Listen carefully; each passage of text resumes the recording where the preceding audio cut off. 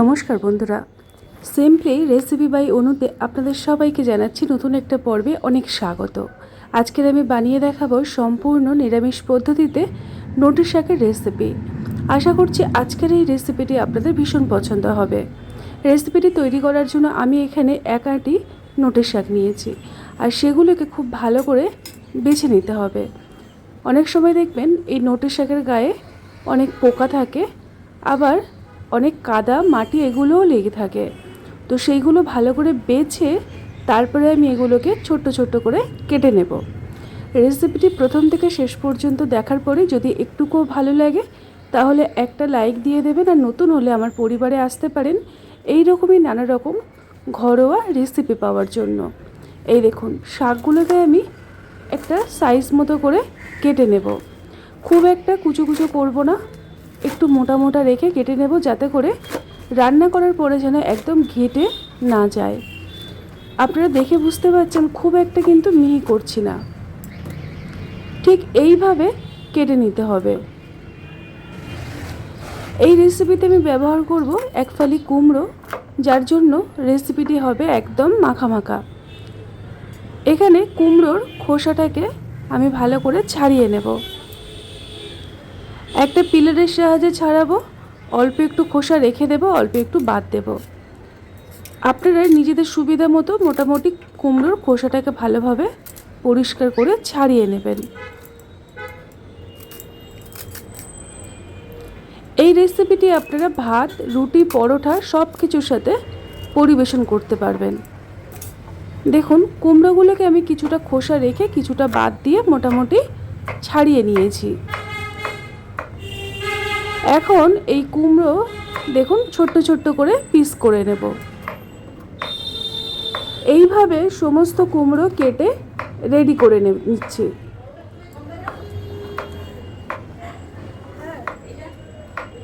হ্যাঁ, কুমড়োর পরিমাণটা আপনারা বাড়াতে কমাতে পারেন, তবে আমার আজকে যে পরিমাণে নোটে শাক আমি ব্যবহার করছি তার সাথে এই 1 ফালি কুমড়োই হচ্ছে যথেষ্ট। বন্ধুরা, রেসিপিটি আপনাদের ভালো লাগলে অবশ্যই করে এইভাবে ট্রাই করে দেখবেন। এই কুমড়োর সাথে আমি ব্যবহার করব একটা ছোট সাইজের বেগুন। বেগুনে অনেকের অ্যালার্জি আছে, যার জন্য বেগুনটাকে স্কিপ করতে পারেন, তবে আমার কোনো সমস্যা নেই, সেই কারণে আমি বেগুনটাকে এই রকম ছোট ছোট করে কেটে নিয়েছি। তার সাথে নিয়েছি একটা আলু। আলুটাকেও ঠিক খুব একটা কিন্তু আমি করব না, মানে বড় বড় করব না, এই রকম ছোট্ট করে কেটে নেব, যাতে করে রান্নাটা গা মাখা তৈরি হয়।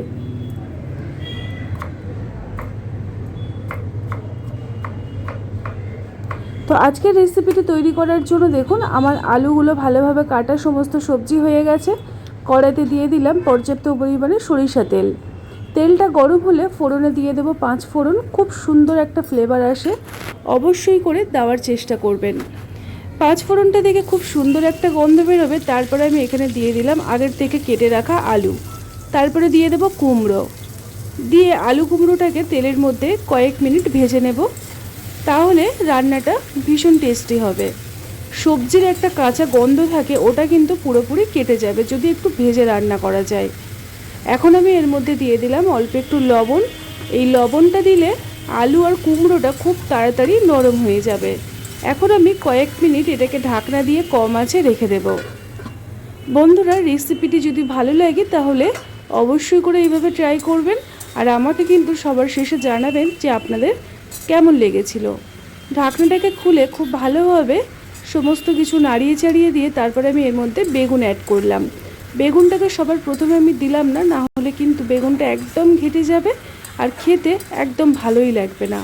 তো সেই কারণে আলু আর কুমড়োটাকে একটু নরম করে নিয়ে তারপরে আমি বেগুনটাকে দিয়ে নাড়িয়ে চাড়িয়ে নিলাম। এখন আমি দিয়ে দেব অল্প একটু হলুদ গুঁড়ো, আর দিয়ে দেব লাল লঙ্কার গুঁড়ো, দিয়ে খুব ভালো করে সবজিটাকে কষিয়ে নেব। বন্ধুরা, এখানে ঝালের জন্য আমি 2টো কাঁচা লঙ্কা মাঝখান থেকে ফালি করে দিয়েছি। ঝালটা আপনারা কম বেশি করতে পারেন, তবে এই রেসিপিটিতে খুব একটা ঝাল কিন্তু ভালো লাগে না। নিরামিষ শাকের রান্না খুব একটা ঝাল ঝাল হলে কিন্তু অতটাও টেস্ট পাওয়া যায় না। আমি এখানে 2-3 মিনিট কম আছে ঢাকনা দিয়ে রেখেছিলাম, তারপরে ঢাকনাটাকে খুলে আপনাদেরকে দেখাচ্ছি। দেখুন, আজকের আমাদের এই রেসিপিটি মোটামুটি কিন্তু হয়ে এসেছে। মানে এই সবজিটা আমাদের 80% সিদ্ধ হয়ে গেছে। তারপরে আমি এখানে আগের থেকে কেটে ধুয়ে রাখা নোটের শাক অ্যাড করে দিলাম। বন্ধুরা, এই রেসিপিটি এতটা টেস্টি হয় আপনাদেরকে কিন্তু আমি বলে বোঝাতে পারবো না। আর এই রান্নাতে একটা স্পেশাল মশলা আমি ব্যবহার করব, যার জন্য এই রান্নার টেস্ট বহু গুণে বেড়ে যাবে। তাই শেষ পর্যন্ত দেখতে থাকুন, আশা করছি আপনারা রেসিপিটি বাড়িতেও অনায়াসে তৈরি করতে পারবেন। সমস্ত নোটের শাকগুলো দিয়ে আমি ভালো করে নাড়িয়ে চাড়িয়ে নিলাম। এখন আরও একটু নোটের শাক বাকি ছিল, সেগুলোকে আমি ওপর থেকে দেব, দিয়ে এটাকে খুব ভালো করে আমি ঢাকনা দিয়ে সিদ্ধ হওয়ার জন্য রেখে দেব। তো বন্ধুরা, একদম সহজ সরল একটা রেসিপি, আপনারা বাড়িতে এইভাবে একবারে হলেও ট্রাই করে দেখবেন। অল্প একটু লবণ দিয়ে ঢাকনা দিয়ে রাখলাম যাতে করে সবজিটা মজে যায়। এদিকে একটা কড়াই আমি গ্যাসের উনুনে বসিয়ে দিয়েছি। হাফ চামচ কালো জিরে, হাফ চামচ সাদা জিরে দিয়ে মশলাটাকে একটু চটর পটর হওয়া পর্যন্ত ভেজে নেব। যখন দেখবেন মশলার থেকে খুব সুন্দর একটা গন্ধ বেরোবে, তখন এই মশলাটাকে কড়াইয়ের থেকে নামিয়ে গুঁড়ো করে নিতে হবে। তো বন্ধুরা, এই স্পেশাল মশলাটা আমি রেডি করে নিলাম। এদিকে এই যে কড়াইতে যে আমি নোটের শাকটা ঢাকনা দিয়ে রেখেছিলাম, দেখুন অনুপাতে কতটা কমে গেছে। শাক যেহেতু অনেকটা পরিমাণে জল বেরোয় আর রান্নাটা খুব তাড়াতাড়ি তৈরি হয়ে যায়। এই রান্নাতে তেমন একটা জলের প্রয়োজন পড়ে না। এই কুমড়ো, লাউ আর আপনার এই নোটের শাক, এর থেকে যতটুকু পরিমাণে জল বেরোবে সেই জলেই সমস্ত রান্নাটা কমপ্লিট হবে। এখন আমি ভালোভাবে নাড়িয়ে চাড়িয়ে নিয়েছি। আর যে মশলাটা আমি ভেজে নিলাম ওটাকে গুঁড়ো করে দেখুন আমি এখানে 1 চামচের মতো দিয়ে দিলাম আর 1 চামচ রেখে দিলাম। দিয়ে সমস্ত কিছুর সাথে মশলাটাকে মিশিয়ে নেব। এইভাবে বন্ধুরা একবার হলেও ট্রাই করে দেখবেন। গরম গরম ফুলকো ফুলকো রুটি অথবা গরম গরম পরোটা বা ভাত সব কিছুর সাথে আপনারা পরিবেশন করতে পারবেন। এতটা টেস্টি হয় আপনাদেরকে কিন্তু আমি বলে বোঝাতে পারবো না।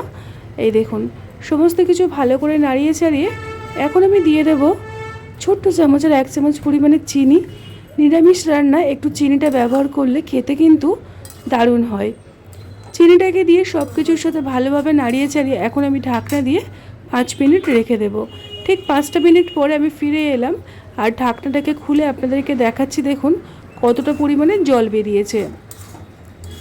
তবে চিন্তার কোনো কারণ নেই, এই জলটাকে একটু সময় নিয়ে শুকিয়ে নিতে হবে। এই রান্নাটা তৈরি হবে একটু শুকনো শুকনো, খুব একটা জল জলে হলে অতটাও টেস্টি আসে না।